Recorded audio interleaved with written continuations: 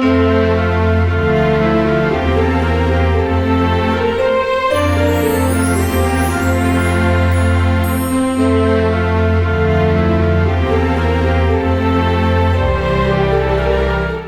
வாழ்க்கையின் எல்லா பிரச்சனைகளுக்கும் முற்றுப்புள்ளி, என்ன பிரச்சனைக்கு அது முற்றுப்புள்ளி வைக்கிற ஒரு நேரம் இது.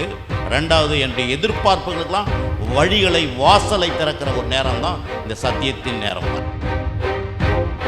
அப்போ இயேசு உயிர் தெழுந்த உடனே இந்த வார்த்தையை சீடர்களை பார்த்து பேசினாரு, ஷாலோம் அப்படின்னாரு. தேவனுக்கும் மனுஷனுக்கு ஏற்பட எப்படி கணவன் மனைவி உறவு இருக்குதோ, பிள்ளைகள் உறவு இருக்குது, சொந்த பந்தங்கள் உறவு இருக்குது, நண்பர்கள் உறவு இருக்குது, பொழுதுபோக்குற உறவு இருக்குது, வேலை எடுக்கிற உறவு, எல்லாம் உறவு. அதே போல் தேவனுடைய உறவு மனுஷனுக்கு வேணும் பாருங்க. மனுஷனுக்கு கடவுள் உண்டாக்குனாரு, உண்டாக்கி ஆதாம் ஏவாளை உண்டாக்கிட்டாரு. அதுக்கு முன்னால் அவங்களுக்கு என்ன தேவைகள்லாம் உண்டாக்கி வச்சுட்டாரு. உண்டாக்கின பிறகு இப்போது மனுஷனுக்கு எல்லாத்தையும் நீ சாப்பிட்டுக்கோ, எல்லாம் நீ இதுக்கு பூமிக்கு ராஜா, பரலோகத்துக்கு நான் ராஜான்ட்டார். பாவனை என்ன? தேவனுடைய வார்த்தையை மீறுவது பாவம்.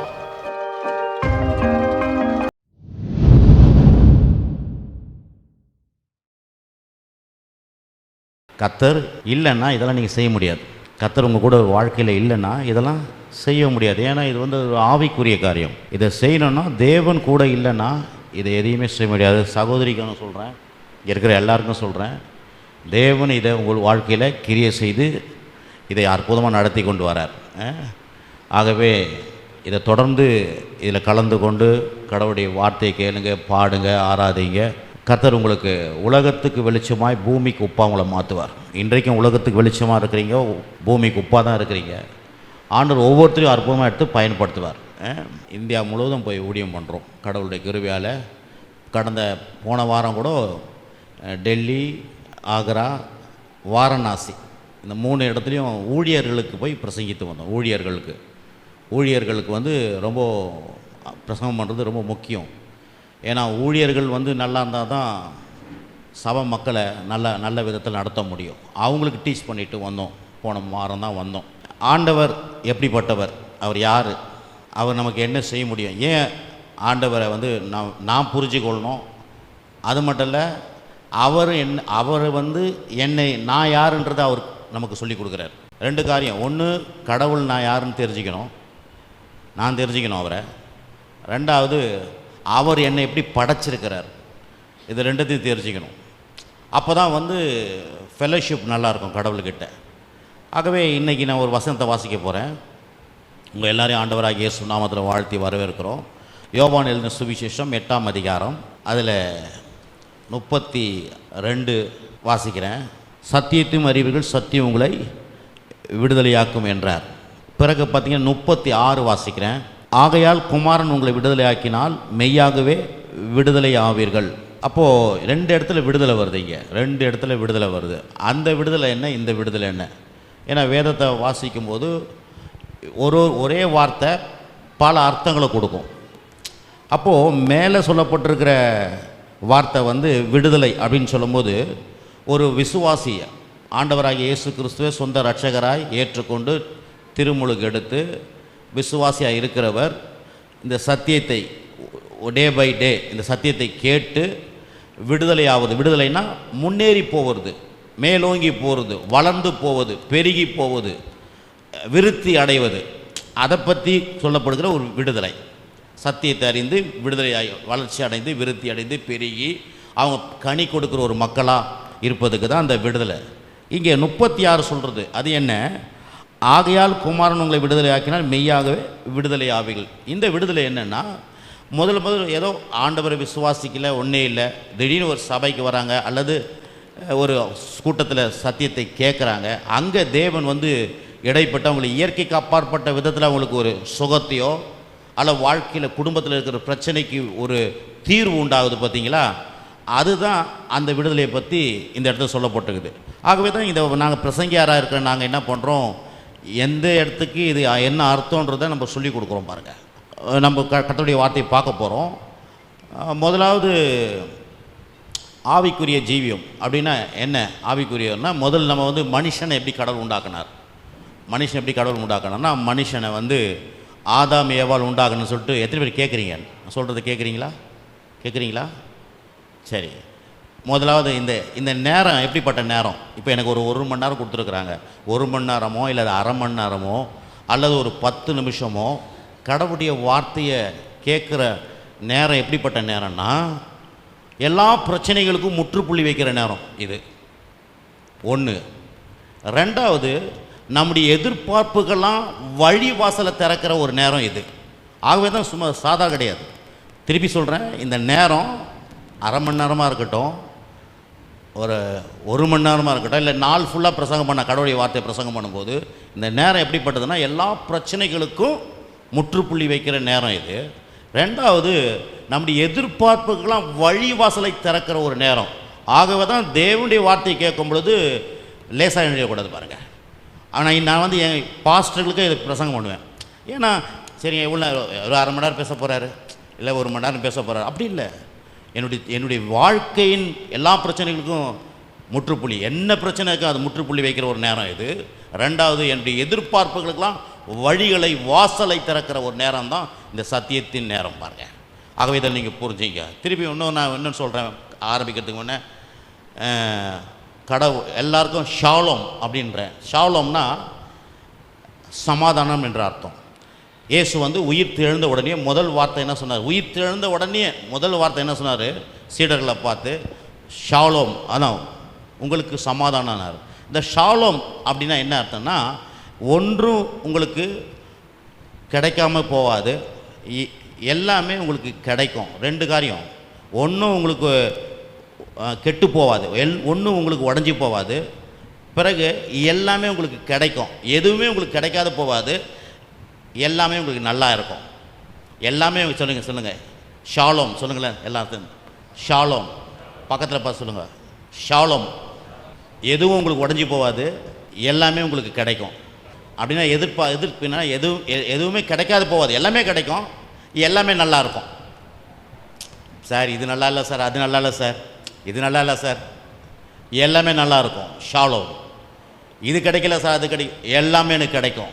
இப்போ ஷாலோம் என்ற வார்த்தைக்கு 2 பொருள். எல்லாமே எனக்கு கிடைக்கும், எல்லாமே எனக்கு நல்லா இருக்கும். அப்போ நீங்கள் காலையில் எதிர்த்து ஷாலோம் அப்படின்னும், எல்லாமே எனக்கு நல்லா இருக்கும், எல்லாமே எனக்கு கிடைக்கும். ஒரு சின்ன வேர்டு, வாழ்க்கையில் பெரிய அர்த்தம் இருக்குது. எல்லாமே எனக்கு கிடைக்கும், எதுவும் கிடைக்கல சார், எல்லாமே எனக்கு கிடைக்கும். எதுவும் எனக்கு நல்லா இருக்க மாட்டேங்குது, எல்லாமே எனக்கு நல்லா இருக்கும். அதுதான் ஷாலோம். அப்போ இயேசு உயிர் தெழுந்த உடனே இந்த வார்த்தையை சீடர்களை பார்த்து பேசினார். ஷாலோம் அப்படின்னாரு. எல்லாமே உனக்கு நல்லா இருக்கும்பா, எல்லாமே உனக்கு கிடைக்கும். கிடைக்காது ஒன்று கூட பெண்ணு வேணுமா, பெண்ணு கிடைக்கும். குழந்தை வேணுமா, குழந்தை கிடைக்கும். நல்லா வீடு கட்டணுமா, வீடு கிடைக்கும். இந்த ஏரியாவில் இடமே இல்லை சார், அந்த ஏரியாவில் இடத்த உங்களுக்காக வச்சிருப்பார் கர்த்தர். ஆமே. ஏன்னா ஆண்டவர் அவரால் கூடாத காரியம் ஒன்றுமே இல்லை. இதெல்லாம் நான் எக்ஸ்பீரியன்ஸோடு சொல்கிறேன். நான் இங்கேருந்து போகும்போது கும்மிடிப்பட்டிக்கு போகும்போது 700 ரூபாய் எடுத்துகிட்டு போனேன். 700 rupees தான் எடுத்துகிட்டு போனேன். ஆனால் போய் இறங்கின உடனே 600 ரூபா கொடுத்துட்டேன். அந்த வண்டி கொண்டு போன வண்டி 407 வண்டிக்கு மெட்டீரியல்லாம் எடுத்துகிட்டு போன பாருங்கள், இப்போ பாத்திரத்தால் அதெல்லாம் கொடுத்து 600 ரூபா கொடுத்துட்டு மீதி 100 ரூபா, மீதி 100 rupees. அதுக்கப்புறம் 2 நாள் கேஸ் சிலிண்டரில் 2 நாள் கேஸ் தான் இருக்கும், ஆடும். இதுதான் என் பையன், எனக்கு நான் அப்போ 6 வயசு, அவங்களுக்கு 4 வயசு. ஆனால் இன்ன வரைக்கும் அற்புதம் நடத்துகிறாரு. வீடு வாசல் பங்களா காரு எல்லாம் கொடுத்துக்கிறார் கர்த்தர். எப்படி? கர்த்தரை நம்பி வாழும் பொழுது அவரால் கூடாத காரியம் ஒன்றுமே இல்லை. கீழே இருக்கிற ஆள் மேலே போயிடுவான். இல்லைப்பா ஜோம் பண்ணாங்க பாருங்கள், உன்னை வாளாக்காமல் தலையாக்குவார், கீழாக்காமல் மேலாக்குவார். சொல்லுங்கள், என்னை வாளாக்காமல் தலையாக்குவார், கீழாக்காமல் என்னை மேலாக்குவார். இதுதான் அவருடைய ஸ்டைலு. நம்ம ஆண்டவருடைய ஸ்டைல் என்ன? கீழே இருக்கிறவங்கள மேலாக்கணும், வாளாக்குறவங்கள தலையாக்கணும். அதான் அதுக்கு தான் அவர் பரலோகத்தை விட்டு இறங்கி வந்தார். அப்போது பாருங்கள், இந்த ஆண்டவர் யார் அப்படின்றத ரொம்ப புரியும். ஏன்னா நிறைய நேரத்தில் இன்றைக்கி நம்ம கடவுளை எப்படி பண்ணுறோன்னா, ஒரு மத ரீதியாக பிரசங்கம் பண்ணிட்டோம். கடவுள் யாருன்னா ஒரு மத ரீதி, அது ஒரு மதம், நம்ம ஒரு மதம், இவங்களும் ஒரு மதம் கிடையாது. கிறிஸ்தவம் என்பது ஒரு மதம் கிடையாது. கிறிஸ்தவம் என்பது தேவனுக்கும் மனுஷனுக்கும் ஏற்படுகிற உறவு. தேவனுக்கும் மனுஷனுக்கு ஏற்படுற உறவு எப்படி வந்து கணவன் மனைவி உறவு இருக்குதோ, பிள்ளைகள் உறவு இருக்குது, சொந்த பந்தங்கள் உறவு இருக்குது, பிறகு நண்பர்கள் உறவு இருக்குது, பொழுதுபோக்குற உறவு இருக்குது, வேலை என்கிற உறவு, எல்லாம் உறவு. அதே போல் தேவனுடைய உறவு மனுஷனுக்கு வேணும் பாருங்கள். இப்போ ஆதாம் ஏவலை மனுஷனை உண்டாக்குனார். உண்டாக்கும் பொழுது எப்படி உண்டாக்குனார் அப்படின்னு பார்த்தீங்கன்னா, அவருடைய சாயலில் அவருடைய ரூபத்தில் உண்டாக்கிட்டார். எப்படி உண்டாக்குனார்? மனுஷனை எடுத்து மண்ணினால், இதெல்லாம் உங்களுக்கு தெரியும், இருந்தாலும் சொல்கிறேன். ஏன்னா இது மாதிரி அடிப்படை ரொம்ப முக்கியம். இந்த அடிப்படை தெரிஞ்சுக்கினாங்கன்னா ரொம்ப நல்லாயிருக்கும். அடிப்படையும் சரியில்லைன்னு வச்சுங்க, பில்டிங்கை கட்ட முடியாது. ஆகவே அடிப்படை என்ன? நான் யார், நான் எங்கேருந்து வந்திருக்கிறேன், என்னுடைய நான் எங்கேருந்து வந்திருக்கிறேன்றது நான் தெரியணும். நான் யாருன்னு தெரிஞ்சிங்கன்னா தான் நான் வந்து எப்படி வாழ முடியும். அப்போது நான் யார்? கடவுளால் உண்டாக்கப்பட்டவன். எப்படி உண்டாக்கப்பட்டேன் அப்படின்னு பார்த்தீங்கன்னா, ஆண்டவர் என்ன பண்ணார்? மனுஷனை பூமியின் மண்ணினால் அவனை சரீரத்தை உண்டாக்குறாரு. அவனுக்கு ஒரு ஜீவ சுவாசத்தை ஊதினார். அப்போது மனுஷன் ரெண்டு பகுதியாக இருக்கிறான். ஒன்று சரீர பிரகாரம் ஒரு மனுஷனாக இருக்கிறான், இன்னொன்று கடவுள்கிட்ட இருந்து வந்தவனாக இருக்கிறான். ரெண்டு பிரிவாக இருக்கிறான். ஒன்று பார்க்கக்கூடிய பிரிவு, ஒன்று பார்க்க முடியாத பிரிவு. ஹலோ, இருக்கிறீங்களா? நான் அடிக்கடி அப்படி தான் கேட்பேன். என்ன இங்கே இருந்துங்கன்னா இங்கே யோசிச்சுன்னு இருப்பீங்க நீங்கள். அப்போது ரெண்டு பிரிவு. அப்போது மனுஷன் அப்படி உண்டாக்கிட்டு பிறகு வந்து எப்படி உண்டாக்குனார்? அவருடைய சாயல் அவருடைய ரூபத்தில் உண்டாக்கினாராம். அது என்ன அவருடைய சாயல் அவருடைய ரூபம் அப்படின்னு பார்த்தீங்கன்னா, முகம்லாம் கிடையாது, நம்மளை மாதிரி நம்ம முக்கு முகம் அப்படி இல்லை. அவருடைய சாயல் அவருடைய ரூபம் அப்படின்னா, தேவன் இந்த உலகத்தை எப்படி உண்டாக்குனார்னா சொல்லி சொல்லி உண்டாக்குனார். எல்லாத்தையும் வெளிச்சம் உண்டாக கடவுது. நீங்கள் 1ஆம் அதிகாரம் எடுத்து பார்த்தீங்கன்னா அதான் இருக்கும். வெறும் சொல்லி சொல்லி வெளிச்சம் உண்டாக கடவுது. முதல் எடுத்தோடனே உலகத்தை பார்க்குறாரு. அது இருளுமாக இருந்தது, ஒழுங்குமையாக இருந்தது, வெறுமையாக இருந்தது. ஐயோ இருளாக இருக்குது அப்படின்னு சொல்லலை. ஐயோ ஒழுங்குமையாக இருக்குது சொல்லலை. ஐயோ வந்து வெறுமையாக இருக்குது அப்படின்னு சொல்லலை. நம்ம அப்படி தான் சொல்லுவோம், ஐயோ காசு இல்லையே, ஐயோ நாளைக்கு என்ன பண்ணுவேன், வட்டி கட்டணுமே, நாளைக்கு லோன் கட்டணுமே, ஐயோ நான் என்ன பண்ணுவேன். ஹலோ, கத்தர் ஐயோன்னு சொல்ல, கத்தர் என்ன வேணுன்ற சொல்ல ஆரம்பிச்சிட்டார். புரியுதுங்களா? வெளிச்சம் வேணும்னா வெளிச்சம் உண்டாக கடவுதுன்னாரு. அப்போ வெளிச்சம் உண்டாயிடுச்சு. அப்போ வெறுமையாக இருந்தது. எல்லாத்தையும் புல் பூண்டுகள்லாம் முளைப்பிக்க கடவுது. வெறுமையெல்லாம் நிரப்பிட்டார். பிறகு இருள் இருந்தது, இருளுக்கு வெளிச்சம் வந்துச்சு, வெறுமைக்கு பிறகு ஒழுங்கின்மை இருந்துச்சு. எல்லாத்தையும் ஒழுங்குபடுத்தினார் சொல்லி சொல்லி. அந்தந்த ஜாதியின்பதி அது பிறப்பிக்க கடவுது, ஒழுங்காக்கினார். அப்போ எப்படி மனுஷன் தேவசாயில் என்ன? சொல்லி சொல்லி எல்லாத்தையும் சரி பண்ணுறது. அப்போ உங்களை யார் எப்படி உண்டாக்கிட்டார்? கடவுள் சொல்லி சொல்லி எல்லாத்தையும் சரி பண்ணுற ஒரு மனுஷனாக உண்டாக்கிட்டார். நீங்கள் சொன்னால் எல்லாம் நடக்கும். ஆனால் நம்ம எப்படி சொல்கிறோம்? ஆப்போசிட்டாக சொல்லுவோம். என்ன வேணும்னு சொல்ல மாட்டோம். எப்படி நம்ம என்ன பேசுவோம்? ஃபேக்டை பேசுவோம். என்ன ஃபேக்ட்? இருக்கிறத சொல்கிறேன் சார். இருக்கிறத சொல்கிறதுக்கு கடவுள் நம்மளை உண்டாக்கலை. இல்லாததை இருக்கிற போல் அழைக்கிற தேவன் நமக்கு நம்முடைய தேவன். அப்படின்னா என்ன? இல்லைன்றது இல்லை, எனக்கு கண்ணுக்கு தெரியாத ஒரு இடத்துல இருக்குது. அது என் தேவைகள்லாம் ஆவிக்குரிய உலகத்தில் இருக்குது. அது எப்படின்னா, கடவுள் எப்படி இல்லாத உருவாக்கி கொண்டாதோ நீங்கள் பேசுனீங்கன்னா அது உங்களுக்கு உண்டாயிடும். ஏன்னா மனுஷன் யாருடைய சாயல்? அவருடைய சாயல் அவருடைய ரூபத்தில் உண்டாகியிருக்கிறார். அப்போது மனுஷன் என்ன பேசுகிறேன் பாருங்கள். நான் என்ன பேசுகிறேன்? என்ன பேசுகிறேன்? ஆசீர்வாதத்தை பேசுகிறேன், ஆசீர்வாதம் உண்டாகும். சமாதானத்தில் பேசினா சமாதானம் உண்டாகும். எல்லாம் ஞாசமாக போனால் பார்ப்பாங்க, என்ன இந்த இவரை இப்படி கூப்பிட்டு தலையில் அடிச்சுப்பாங்க. விளங்குதுங்களா? அப்போது பேசுறது ரொம்ப முக்கியம். என்ன பேசுகிறோன்னு முக்கியம். இப்போ ஒரு இன்டர்வியூக்கு போகிறோம். இன்டர்வியூக்கு போய் என்ன பண்ணுறோம்? சொல்லி அனுப்புவாங்க, தம்பி என்னென்ன கேட்குறாங்களோ கவனித்து பதில் சொல்லுப்பா. ஏதாவது சொல்லிட்டு வந்தீங்கன்னா என்ன பண்ணுவாங்க? ஃபெயில் அனுப்பிச்சு போயிட்டு வாப்பா, உனக்கு வேலை இல்லை அப்படின்வாங்க. அப்போது சூஸ் பண்ணி பேசுகிறோம். அதே போல் வாழ்க்கையில் கடவுள் எப்படி மனுஷனை உண்டாக்கிட்டாருன்னா, சும்மா எப்படி வேணா வாழ்கிறதுக்கு இல்லை, அவன் வந்து இப்படித்தான் வாழணும்னு சொல்லிட்டு அவன் தீர்மானம் பண்ணணும். அப்படி தான் கடவுள் மனுஷனை உண்டாக்கினார். இப்போ பாருங்கள், மனுஷனை கடவுள் உண்டாக்குனார். உண்டாக்கி ஆதாம் ஏவாளை உண்டாக்கிட்டார். அதுக்கு முன்னால் அவனுக்கு என்ன தேவைகள்லாம் உண்டாக்கி வச்சுட்டாரு. உண்டாக்கின பிறகு இப்போது மனுஷனுக்கு எல்லாத்தையும் நீ சாப்பிட்டுக்கோ, எல்லாம் நீ இதுக்கு பூமிக்கு ராஜா, பரலோகத்துக்கு நான் ராஜான்ட்டார். இப்போ ஆன பிறகு இப்போ மனுஷன் என்ன பண்ணிட்டான்? பாவம் செஞ்சான். என்ன பாவம்னா என்ன? பாவம் என்ன நினைக்கிறீங்க? குடிக்கிறது, சிகரெட் பிடிக்கிறது, பிறகு தப்பு தண்டா பண்ணுறது, இது பாவம் நினச்சிங்களா? இது பாவத்தின் விளைவுகள். பாவம்னா என்ன? தேவனுடைய வார்த்தையை மீறுவது பாவம். அந்த பெரிய பாவம் தான் இது குட்டி குட்டி பாவமாக மாறிடுது.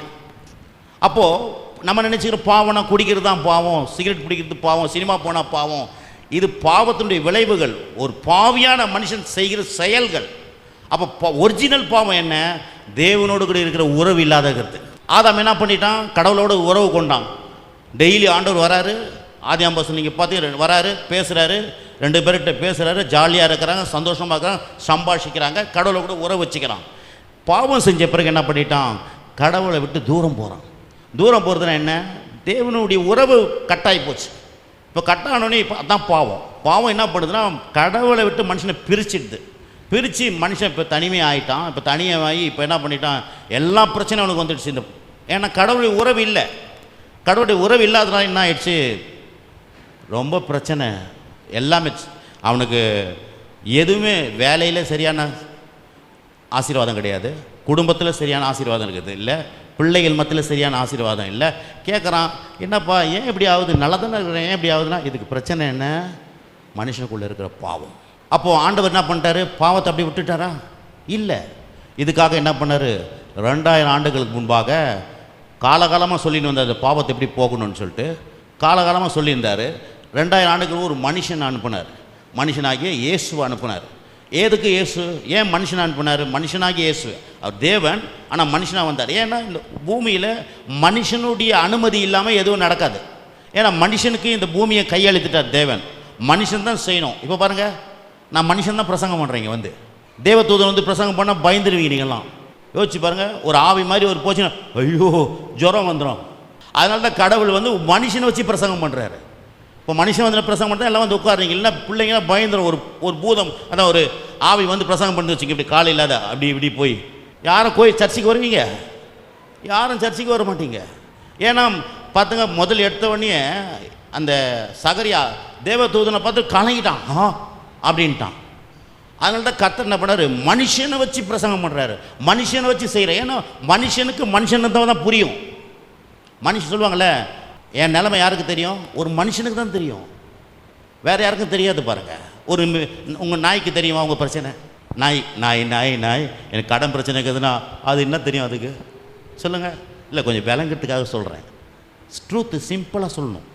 நாய்க்கு தெரியாது. பாருங்கள், உங்கள் பிரச்சனை நாய்க்கு தெரியாது, பூனைக்குட்டிக்கு தெரியாது, எந்த மிருகத்துக்கும் தெரியாது. அதே நேரத்தில் மிருகமும் எங்கேயும் போய் கோயிலுக்கு போகிறது கிடையாது, சர்ச்சைக்கு போகிறது கிடையாது, அது எங்கேயும் இந்த சாமியை கும்பிடுறது கிடையாது. அப்போ மனுஷன் தான் கடவுளை தேடுறான். ஏன்னா மனுஷன் கடவுளுக்குள்ளே வந்துவேன். அதனால தான் கடவுளை தேடுறான். எப்படியா யாராவது கடவுள், யார் அது கடவுள், யார் அது கடவுள்? எந்த மூலையில் வச்சா கூட ஒரு கடவுளை தேட ஆரம்பிச்சிருவான். ஏன்னா அவன் கடவுளுக்குள்ளே வந்ததுனால அவன் கடவுளை தேடுகிற அந்த உணர்வு அவனுக்குள்ளே இருக்குது. எத்தனை பேர் கேட்குறீங்க? ஒரு ஆமேன்னு சொல்லுங்களேன். ஆமே, ஹல்லேலூயா, பிரைஸ் தி லார்ட். அப்போ பாருங்கள், இந்த மனுஷன் உறவு போயிடுச்சு. இந்த உறவு போனதுனால தேவன் மறுபடியும் என்ன பண்ணார்? ஒரு மனுஷனை அனுப்பி தேவன் தம்முடைய குமாரன் மூலமாக இங்கே வந்து மனுஷனுக்காக, உங்களுக்காக, எனக்காக ஒரு மனுஷனாக சிலுவையில் பாடுபட்டார்.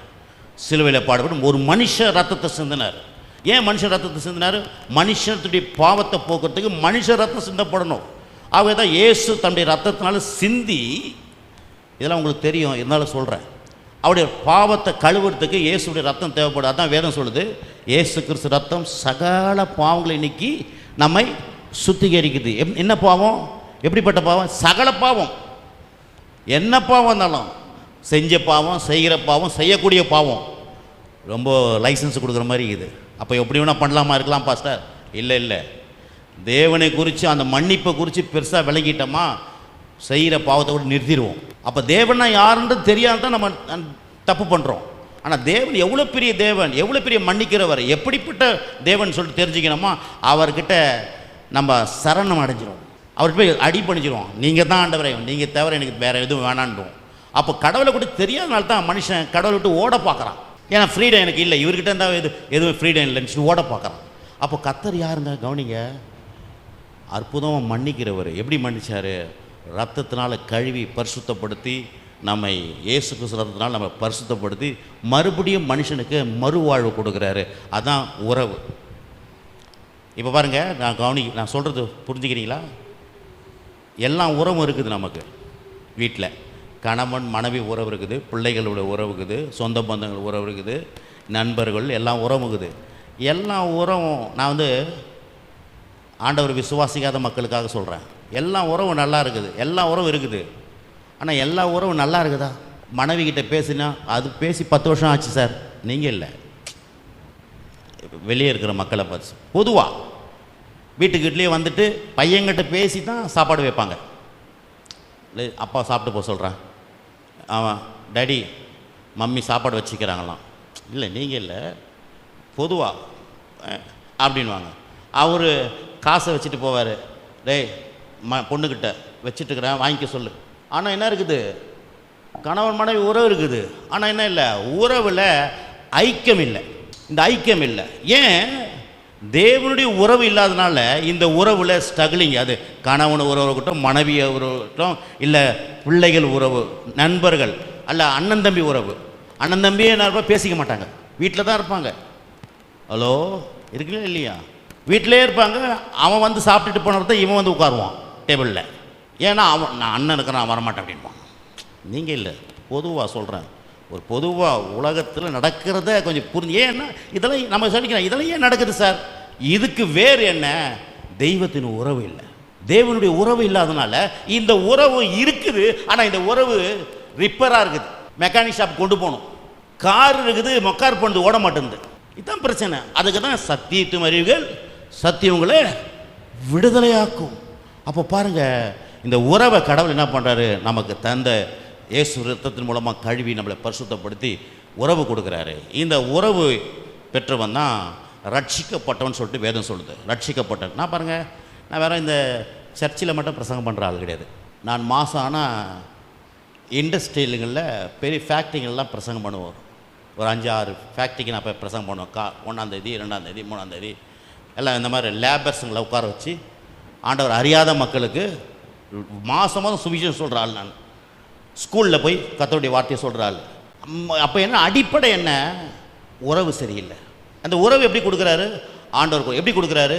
இலவசமாக கூட. எப்படி கொடுக்குறாருன்னா, அவரை விசுவாசித்தா போதும். ஏசு என்னுடைய பரிகாரி, ஏசு என்னுடைய பாவத்தை சுமந்து விட்டார், என்னுடைய அக்கிரமத்தை சுமந்து விட்டார், என் வியாதியை சுமந்து விட்டார், என் தரித்திரத்தை சுமந்து விட்டார், என்னுடைய மரணத்தை சுமந்து விட்டான்னு சொல்லிட்டு ஒரு மனுஷன் பிலீவ் பண்ணுறான் பாருங்கள்.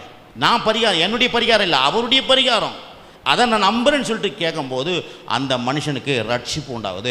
அந்த மனுஷனுக்குள்ளே என்ன பண்ணுறாரு, வெளியே இருக்கு. ஆதாமுக்குள்ளேருந்து வெளியே போன தேவன் இப்போ இயேசுவின் மூலமாக உள்ளே வரார். இப்போ உள்ளே வந்த பிறகு அவன் யார்? கடவுளுடைய பிள்ளையாக மாறிடுறான். அவன் பாவி கிடையாது. இப்போ எப்படிப்பட்டவன்னா நீதிமானாக மாறுறான். நீதிமான்னா யார்? குற்ற உணர்வு இல்லாதவனா, ஆக்கினி தீர்ப்பு உணர்வு இல்லாதவனாய், தாழ்வு மனப்பான்மை இல்லாதவனாய், தைரியமாக கடவுள்கிட்ட போகக்கூடியவன். தைரியமாக அப்பா பிதாவே அப்படின்னு போகக்கூடியவன் தான் நீதிமான். இது யார் தருது? நீங்கள் ஒன்று என்ன, இயேசுவே என் ஆண்டவர், இயேசுவே என் ரட்சகர், இயேசுவே என் மீட்பர்னு சொல்லிட்டு ஒரு மனுஷனை விசுவாசி, இயேசு ராஜாவே என் உள்ளத்தில் வாரும், உன் ரத்தத்தில் என் பாவங்களை கழுவி என்னை சுத்திகரியும் சொல்லிட்டு கேட்ட உடனே அட்டன் டைம் அவர் அங்கே உள்ளே வந்துடுறார். உள்ளே வந்த உடனே அவனுடைய நிலைமையே மாறிடுது. உள்ளே வந்த உடனே அவன் நிலைமை எப்படி ஆகிடுச்சுன்னா, பாவியாக இருக்கிறவன் கடவுளை பிள்ளையாக மாறிடுறான், நீதிமானாக மாறுறான். இது தேவ செயல். எப்படி என்ன பண்ணணும்? அதுக்கு நான் மலை ஏறணுமா சார், நான் இங்கே ஓடணுமா சார், அங்கே ஓடணுமா சார், நான் உருளணுமா சார், எதனா பண்ண ஒன்றே இல்லை. Just believe. ஏன்? நம்ம செய்ய வேண்டியதெல்லாம் அவர் செஞ்சிட்டார். அவர் அடிக்கப்பட்டார், அவர் நொறுக்கப்பட்டார், அவர் முகம் விகாரமானச்சு, அவர் சரீரம் கிழிக்கப்பட்டது, அவர் ரத்தம் சொட்ட சொட்ட தொங்குனார், அவருடைய சரீரத்தினுடைய அவயங்கள்லாம் தொங்கி விழுந்தது. எதற்கு? நீங்கள் சரீரத்தில் நல்லா இருக்கணுன்றதுக்காக, நீங்கள் சுகமாக இருக்கும்படியாக, நீங்கள் தீர்க்காயசோடு இருக்கும்படியாக, நீங்கள் 120 வயசு பூமியில் வாழும்படியாக. அதுக்கப்புறம் நித்தியத்துக்கு போக போகிறோம். அப்போது அந்த சரீரம் ஏன் கிழிக்கப்பட்டது அப்படின்னா, உங்கள் சரீரத்தில் ஒரு பாதிப்பு இருக்கக்கூடாது, ஒரு வலி வேதனை இருக்கக்கூடாது. பாருங்கள், எனக்கு கூட 60 வயசு நேற்று தான் ஸ்டார்ட் ஆச்சு. வயசானவங்களாம் சொல்கிறார் கர்த்தர் உங்களெல்லாம், நம்மளெல்லாம் கர்த்தர் வயசானவங்களெல்லாம் வாலிபன் ஆக்கி வரான். ஹலோ, ஏன்னா என்ன சொல்லுதுன்னா, வாழ வயது போல் ஆக்குவேன்னு சொல்லியிருக்கிறார். வாழ வயது போல் ஆக்குவேன். அது மட்டும் இல்லை, வாழ வயது மட்டும் இல்லை, காண்டாமரத்துக்கு ஒத்த பலனை தருவாராம். காண்டாமரத்துக்குன்னா பாருங்கள், அதுக்கு பலம் எப்படி, அந்த மாதிரி பலனை தருவார். எத்தனை பேருக்கு பலன் தேவை? வேலை செய்யறதுக்கு பலன் வேணுமா வேணாங்க? வீட்டு வேலை செய்யும் சரி, எந்த படிக்கட்டு ஏற முடியலங்க, உட்காந்தா கால் வலிக்குது சார், இடுப்பு வலிக்குது சார். இப்போ நீங்கள் பேசி முடிச்சா நான் காலை நீட்டி சாஞ்சிக்கலான்னுக்கிறேன். ஹலோ இருக்குங்களா? இல்லை, ஃபேக்டாக பேசுங்க, சும்மா அப்படியே பார்க்கக்கூடாது. இதெல்லாம் கடவுள் என்ன பண்ணுறாருன்னா தராராம், சுகம் தரார். எவ்வளோ நேரம் கால் நீட்டினுக்கா எனக்கு வலிக்காது. ஏன்னா அவர் அடிக்கப்பட்டு நொறுக்கப்பட்டு இருக்கிறாரு. இப்போ நான் என்ன பண்ணோம், இது சத்தியத்தை பிலீவ் பண்ணோம், சும்மா கிடையாது. ஏதோ வந்துல நான் தெரிஞ்சு அதை விசுவாசி ரிசீவ் பண்ணி, ஆண்டவரே என்னுடைய வலி வேதனை எடுத்துட்டீங்களா, நான் வலி வேதனை இருக்கக்கூடாதுன்னு சொல்லி நான் நம்புகிறேன். நான் அதை நம்புகிறேன் ஆண்டவரை. அப்படி நம்பும் பொழுது நமக்கு சரீரத்தில் சுகம் ஆரோக்கியம் உண்டாகும். ஆமென். எத்தனை பேருக்கு சரீரத்தில் சுகம் வேணும்ன்றீங்க? வேணுமா? எனக்கு கூட வேணுங்க. சரீரத்தில் சுகம் இருந்தால் தாங்க வேலை செய்ய முடியும். சரீரத்தில் சுகம் இருந்தால் தான் சம்பாதிக்க முடியும்.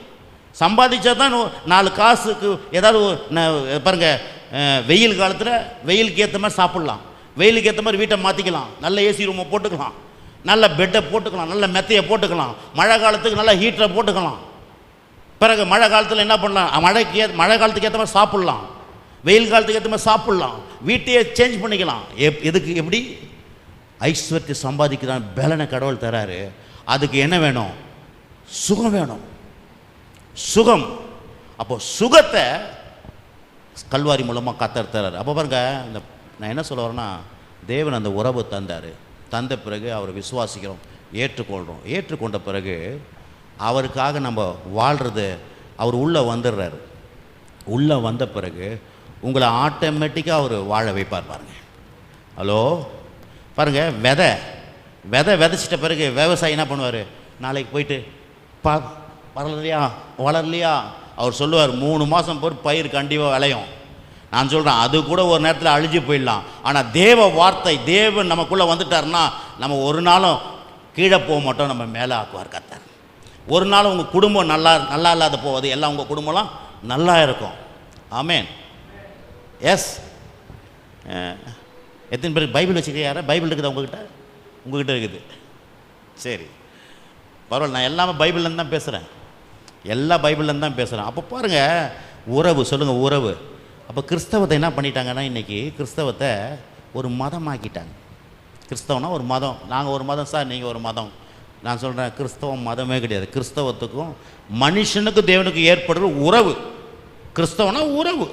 ஏன்னா மனுஷன் கடவுளுடைய உறவு இல்லாதனால அவன் வாழ்க்கையில் கண்ணீர், கவலை, வேதனை, துன்பம், வியாதி, வறுமை, சண்டை, சச்சரவு, குடும்ப பிரச்சனை, வியாதி, இது வேலை இல்லாத பிரச்சனை, கடன் பிரச்சனை வாட்டி படைக்குது.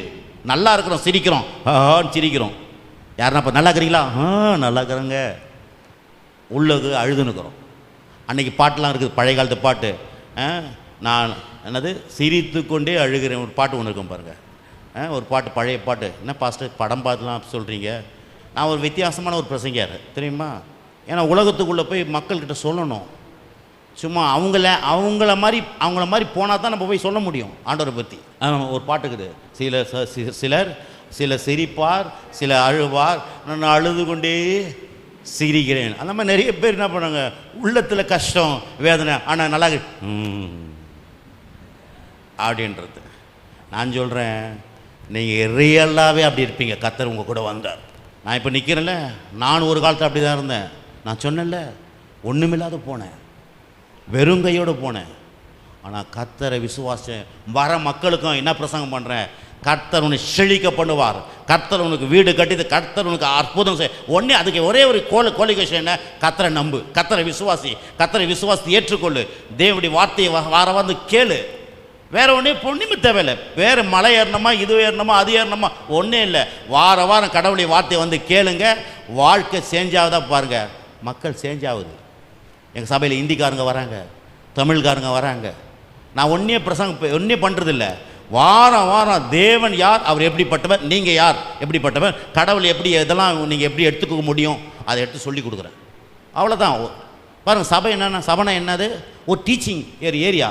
எப்படி ஸ்கூலில் போய் பிள்ளைங்களுக்கு கற்றுக் கொடுக்குறாங்களே, பிள்ளைங்களை எதுக்கு அனுப்புகிறோம் சொல்லுங்கள்? பிள்ளைங்களை எதுக்கு அனுப்புகிறோம்?